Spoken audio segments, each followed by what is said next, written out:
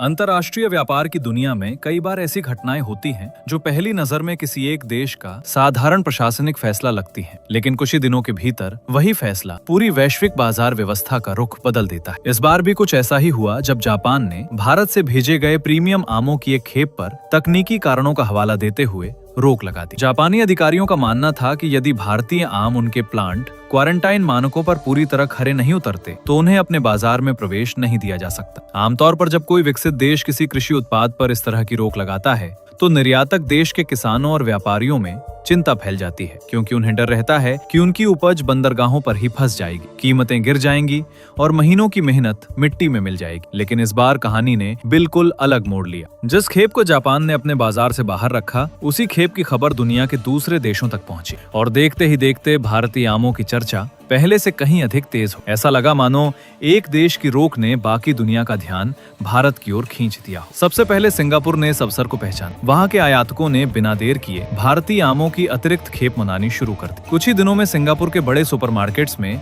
Alphonso, केसर और दूसरी भारतीय किस्मों की मांग इतनी बढ़ गई कि कई स्टोर्स में स्टॉक घंटों के भीतर समाप्त होने लगा। सोशल मीडिया पर ग्राहकों की लंबी कतारों और खाली होते शेल्फों की तस्वीरें सामने आने लगी। आपको वीडियो अच्छा लगे तो कमेंट में जय हिंद लिखना ना भूलें। भारतीय उच्चायोग ने भी इस बढ़ती लोकप्रियता की जानकारी साझा की, जिसके बाद ये चर्चा केवल एशिया तक सीमित नहीं रही बल्कि यूरोप, अमेरिका और खाड़ी देशों तक फैल गई। व्यापार विशेषज्ञों ने कहना शुरू किया कि कई बार किसी उत्पाद की वास्तविक ताकत उसकी गुणवत्ता तय करती है, न कि किसी एक बाजार का निर्णय। भारतीय आमों के मामले में भी यही देखने को मिला। दशकों से भारत के अलग अलग राज्यों में उगाई जाने वाली प्रीमियम किस्में अपने स्वाद, प्राकृतिक मिठास और खुशबू के लिए जानी जाती रही हैं। रत्नागिरी का अल्फांसो, गुजरात का केसर, उत्तर प्रदेश का दशहरी और लंगड़ा, आंध्र प्रदेश का बंगनपल्ली, इन सभी ने पहले ही अंतर्राष्ट्रीय उपभोक्ताओं के बीच अपनी अलग पहचान बना रखी थी। इसलिए जब जापान का बाजार बंद हुआ तब दूसरे देशों के खरीदारों ने इसे अवसर के रूप में देखा, क्योंकि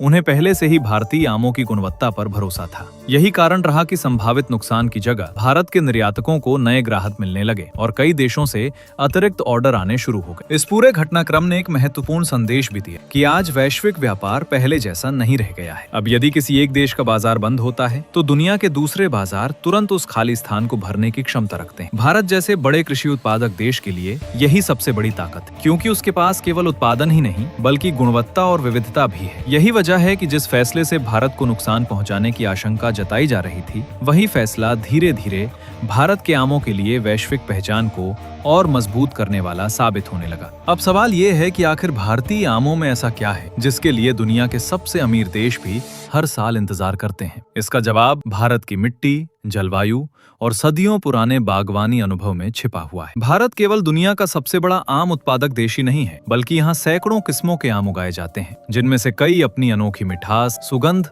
और स्वाद के कारण अंतर्राष्ट्रीय बाजार में प्रीमियम श्रेणी में गिने जाते हैं। सरकारी आंकड़ों के अनुसार भारत हर वर्ष करोड़ों टन आम का उत्पादन करता है और इसका एक बड़ा हिस्सा विदेशों में निर्यात होता है। संयुक्त अरब अमीरात, सऊदी अरब, Qatar, Kuwait, Oman, America, Britain, Canada और सिंगापुर जैसे देशों में भारतीय आमों की मांग लगातार बढ़ रही है। खासकर खाड़ी देशों में तो अल्फांसो और केसर आम को एक लग्जरी फूड प्रोडक्ट माना जाता है, जिसे त्योहारों और विशेष अवसरों पर उपहार के रूप में भी दिया जाता है। यही कारण है कि वहाँ के बड़े रिटेल स्टोर भारतीय निर्यातकों से पहले ही एडवांस बुकिंग कर लेते हैं, ताकि सीजन शुरू होते ही उनके ग्राहकों को पर्याप्त मात्रा में भारतीय आम मिल सके। जापान द्वारा लगाए गए प्रतिबंध के बाद यही मांग और तेज हो गई। जिन आयातकों को पहले सीमित मात्रा में आम मिलते थे, उन्होंने अतिरिक्त ऑर्डर देना शुरू कर दिया। अमेरिका और ब्रिटेन के कई आयातकों ने भी भारतीय निर्यातकों के साथ नए समझौते किए, ताकि भविष्य में सप्लाई प्रभावित न हो। व्यापार विशेषज्ञों का मानना है कि इस पूरे घटनाक्रम ने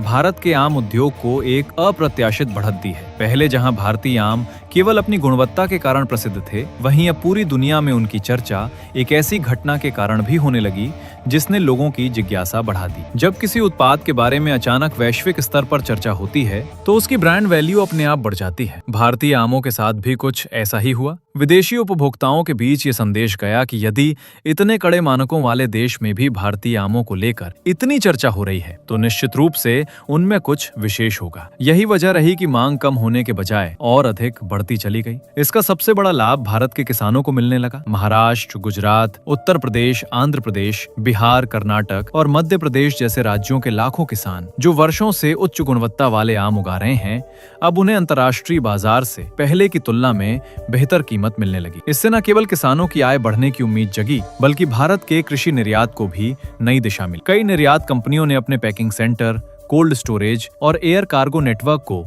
और मजबूत करना शुरू कर दिया ताकि बढ़ती वैश्विक मांग को समय पर पूरा किया जा सके। साफ दिखाई देने लगा कि ये केवल आम बेचने की कहानी नहीं रह गई थी, बल्कि भारत के कृषि क्षेत्र की बढ़ती वैश्विक साख की कहानी बन चुकी थी। इस पूरे घटनाक्रम का सबसे दिलचस्प पहलू ये है कि अब चर्चा केवल आमों के स्वाद की नहीं, बल्कि भारत की बढ़ती व्यापारिक ताकत की भी होने लगी। अंतर्राष्ट्रीय बाजार में किसी भी देश की सबसे बड़ी पूंजी केवल उसका उत्पाद नहीं होता, बल्कि उस उत्पाद पर दुनिया का भरोसा होता है। भारतीय आमों ने वर्षों की मेहनत से यही भरोसा कमाया है। इसलिए जब जापान ने तकनीकी कारणों का हवाला देकर आयात पर रोक लगाई, तब बहुत से लोगों को लगा था कि भारत के निर्यातकों को भारी नुकसान होगा। लेकिन कुछ ही समय में तस्वीर बदलती दिखाई दी। दूसरे देशों ने भारतीय आमों की बढ़ती मांग के कारण अतिरिक्त आयात शुरू कर दिया और भारत के लिए नए अवसर खुलते चले। ये घटना इस बात का संकेत भी देती है कि आज वैश्विक व्यापार पहले की तुलना में कहीं अधिक प्रतिस्पर्धी और विविध हो चुका है। यदि किसी एक बाजार में चुनौती आती है तो दूसरे बाजार नए अवसर बन सकते हैं। यही कारण है कि भारत अब केवल एक देश पर निर्भर रहने के बजाय दुनिया के अनेक देशों के साथ अपने कृषि व्यापार को लगातार बढ़ा रहा है। विशेषज्ञों का मानना है कि यदि भारतीय निर्यातक गुणवत्ता, पैकेजिंग और अंतर्राष्ट्रीय मानकों का पालन लगातार मजबूत करते रहें, तो आने वाले वर्षों में भारतीय आमों की वैश्विक हिस्सेदारी और भी बढ़ सकती है। दूसरी ओर जापान जैसे देशों के सामने भी ये चुनौती रहेगी कि वे अपने नियमों का पालन करते हुए उपभोक्ताओं की मांग के बीच संतुलन बनाए रखें। यदि भविष्य में तकनीकी मुद्दों का समाधान हो जाता है तो दोनों देशों के बीच आमों का व्यापार फिर से सामान्य हो सकता है। लेकिन इस पूरी घटना ने इतना तो साफ कर दिया कि भारतीय आमों की लोकप्रियता किसी एक बाजार तक सीमित नहीं है। आज अमेरिका से लेकर ब्रिटेन, सिंगापुर से लेकर यूएई और कतर तक करोड़ों लोग भारतीय आमों का इंतजार करते हैं। भारत की उपजाऊ मिट्टी, अनुकूल जलवायु और किसानों की वर्षों की मेहनत ने इन आमों को विश्व स्तर पर एक अलग पहचान दिलाई है। यही वजह है कि भारतीय आम केवल एक फल नहीं, बल्कि भारत की कृषि क्षमता और वैश्विक प्रतिष्ठा का प्रतीक बन चुके हैं। आने वाले समय में यदि भारत आधुनिक कोल्ड चेन, तेज लॉजिस्टिक्स और अंतर्राष्ट्रीय गुणवत्ता मानकों पर लगातार निवेश करता है, तो भारतीय आमों का निर्यात नई ऊंचाइयों तक पहुंच सकता है। अंततः ये कहानी किसी एक देश की हार या जीत की नहीं, बल्कि बदलती वैश्विक व्यापार व्यवस्था की है, जहां गुणवत्ता, भरोसा और उपभोक्ताओं की पसंद सबसे बड़ी ताकत बनकर उभरती है। यदि भारतीय किसान इसी तरह उत्कृष्ट गुणवत्ता बनाए रखते हैं और निर्यात व्यवस्था लगातार मजबूत होती रहती है। आपको वीडियो अच्छा लगे तो वीडियो को लाइक करना न भूलें और हमारे चैनल आनंद एजुकेशन 2.0 को सब्सक्राइब करना न भूलें। जय हिंद, जय भारत। और दोस्तों, फिर मिलते हैं ऐसे ही अनोखी और सच्ची कहानी के साथ। तब तक आप हमसे जुड़े रहो और कमेंट में अपनी जानकारी करें। तब तक के लिए जय हिंद, जय भारत।